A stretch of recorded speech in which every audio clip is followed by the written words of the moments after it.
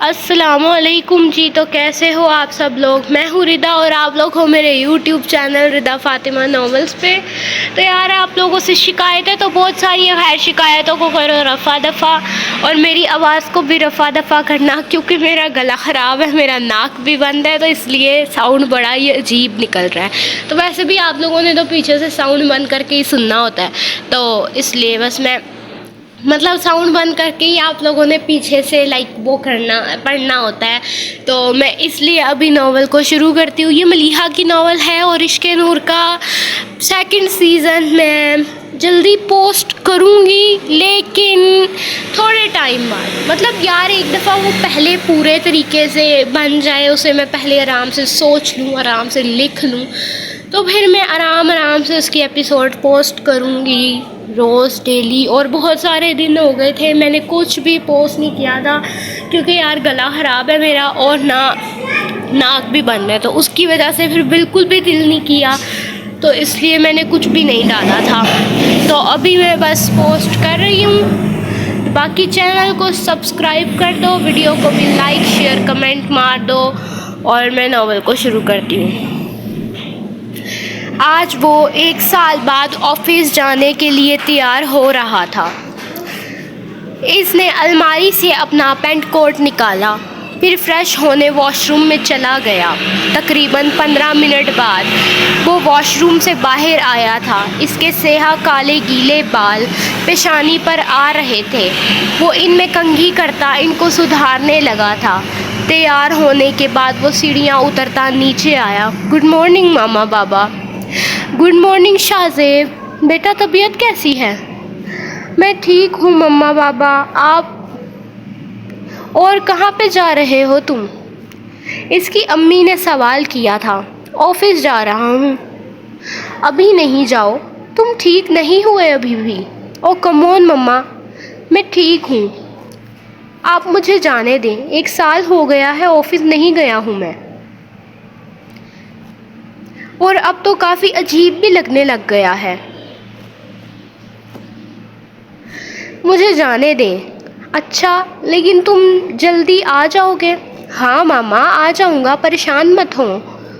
وہ اس کی ماما تھی، انہیں پریشانی ہوتی تھی۔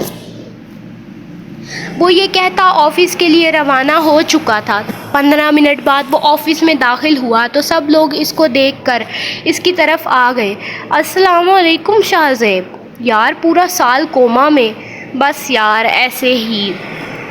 پھر وہ میر کی طرف آیا تھا۔ السلام علیکم میر۔ وعلیکم السلام، کیسے ہو شاہ زیب؟ میں ٹھیک ہوں، اللہ کا شکر ہے۔ تمہیں ابھی نہیں آنا چاہیے تھا یہاں پر، کچھ دن اور ریسٹ کرنی چاہیے تھی۔ گھر بیٹھے تھک چکا ہوں، اس لیے آفس آیا ہوں آج۔ او چلو اچھی بات ہے۔ میرب بھی اس کے پاس ہی کھڑی تھی۔ شکر ہے شاہ تم ٹھیک ہو گئے۔ ہاں مجھے ٹھیک تو ہونا تھا، آخر مجھے میری بہن کی شادی بھی تو دیکھنی ہے۔ میرب کے چہرے کی مسکراہٹ ہوا بن کے اڑی تھی۔ شاہ مجھے ابھی شادی نہیں کرنی، پلیز مجھے پریشان مت کرو۔ وہ ناک چڑھاتے ہوئے بہت پیاری لگ رہی تھی۔ اچھا بھائی مت کرنا شادی۔ وہ جا کر اپنی چیئر پر بیٹھ گیا۔ اس کے ذہن میں ابھی بھی انشا گھوم رہی تھی۔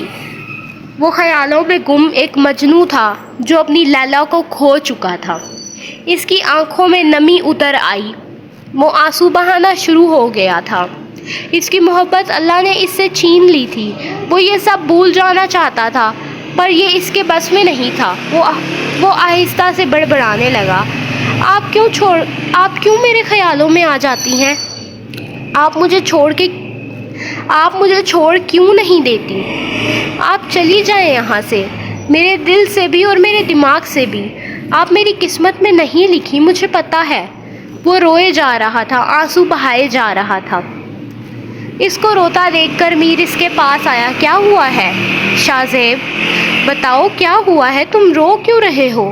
اس نے گیلی آنکھوں سے میر کو دیکھا اور ایک دفعہ پھر زاروں قطار رونے لگا۔ میر وہ مجھے چھوڑ کر کیوں چلی گئی؟ شاہ زیب چپ ہو جاؤ، تمہیں پتا ہے کچھ دن پہلے ہی تمہیں ہوش آیا ہے، پھر کچھ ہو جائے گا، پلیز چپ ہو جاؤ، رو مت۔ وہ اس کو دلاسا دے رہا تھا۔ پر وہ زاروں قطار آنسو بہائے جا رہا تھا۔ اس سے اس کی محبت، اس کا عشق چھین لیا گیا تھا۔ وہ اس کو بھلانا چاہتا تھا، پر وہ اس کے دماغ میں بس ہی گئی تھی، اس کے دل میں بس چکی تھی۔ تب ہی میر اس کا دھیان بھٹکاتے ایک نئے کولیگ سے ملوانے لگا۔ یہ دیکھو، یہ آج نیا آیا ہے شاہ، اس کو کچھ فائلز میرب نے دی ہوں گی، وہ تم اسے دے دو۔ اس نے اس فائل پر سائن کر کے وہ فائل اس لڑکے کو تھما دی۔ وہ فائل لے کر 3rd فلور پر دے آیا تھا۔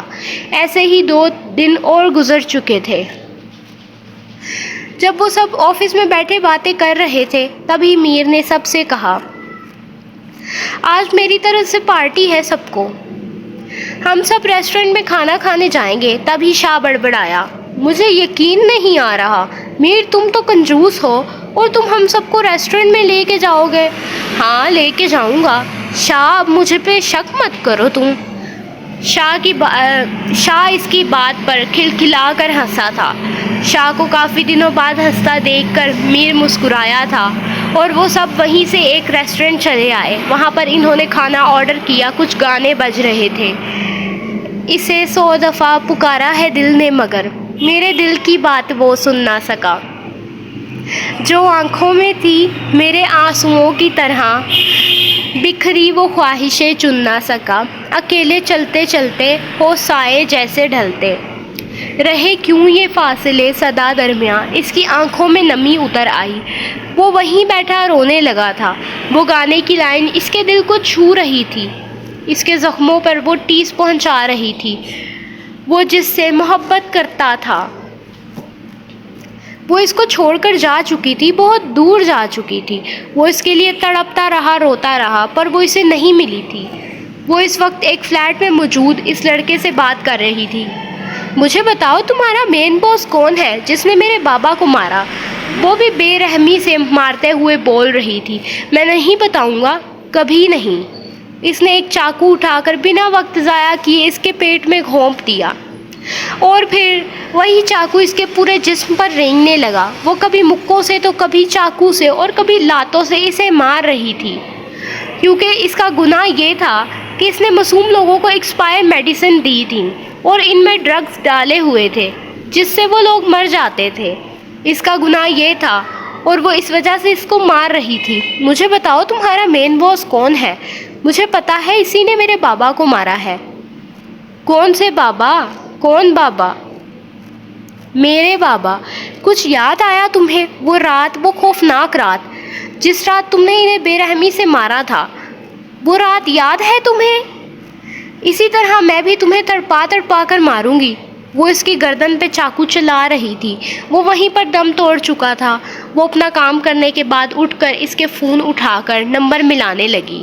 سامنے سے ایک بھاری آواز آئی تھی۔ وہ سامنے سے بول رہا تھا، کیا ہوا اس کی بیٹی کا؟ تم نے اس کو مارا کہ نہیں؟ اس کو ٹھکانے لگا دو، جیسے میں نے اس کے باپ کو مارا تھا ویسے ہی اس کی بیٹی کو بھی ماروں گا۔ بیٹا، موت تو تیری لکھی ہے، وہ غصے سے تڑپتے ہوئے بولی۔ تمہارا آدمی تو مر چکا ہے، اور اب جلدی تم مرو گے، تیار رہو۔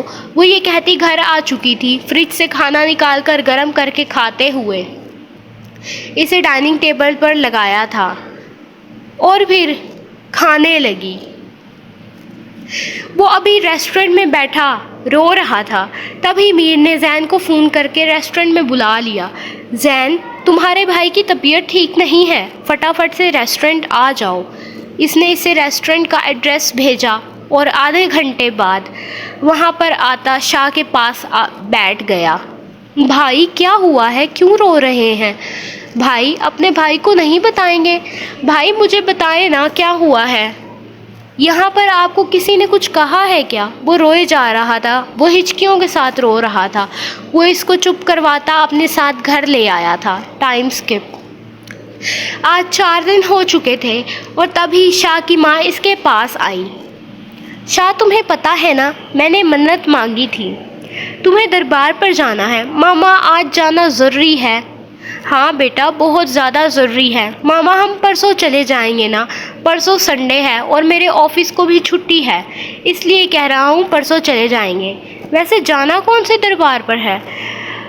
بیٹا بڑی مام جانا ہے. ٹھیک ہے امی, پرسوں چلیں گے. بیٹا آج چل لینا. امی آج نہیں, پرسوں چلیں گے پکا, پرومس. آج بہت سارے کام ہیں, مجھے میرے کچھ فرینڈس ہیں ان سے ملنا ہے, اور پھر آفس کے کچھ کام کرنے ہیں, اور کل میری امپورٹنٹ میٹنگ ہے, کل دوپہر 2 بجے. اس وجہ سے کل بھی ٹائم نہیں ہوگا. دربار پہ جانا ہے, پرسوں چلے جائیں گے پکا. پرسوں صبح 8 بجے میں اٹھوں گا, اور پھر ہم 9 بجے گھر سے نکل جائیں گے. ٹھیک ہے. پھر وہ آفس کے لیے روانہ ہو گیا. چینل کو سبسکرائب کر دیں, ویڈیو کو لائک شیئر کمنٹ کر دیں, پیچھے کے شور کو اگنور کرنا. اور یار ناک خراب تھا تو اس لیے میری آواز بالکل بھی صحیح سے نہیں آ رہی تھی. تو باقی اللہ حافظ. اور عشق نور کو بھی لائک کرنا جب میں اس کا عشق نور کو بھی لائک کرنا جب اس کا سیزن 2 ڈالوں گی. اور نام ابھی نہیں میں بتاؤں گی اس کے سیزن 2 کا کیا نام ہوگا. باقی آپ لوگ ٹک ٹاک پہ جا کے دیکھ لو, اس کے متعلق میں نے 2 ویڈیوز ڈالی تھی, تو آپ کو اتنا تو اس ویڈیو میں پتہ چل ہی جائے گا کہ ہمارا ہیرو ہونے والا ہے بائک رائڈر. تو باقی اللہ حافظ.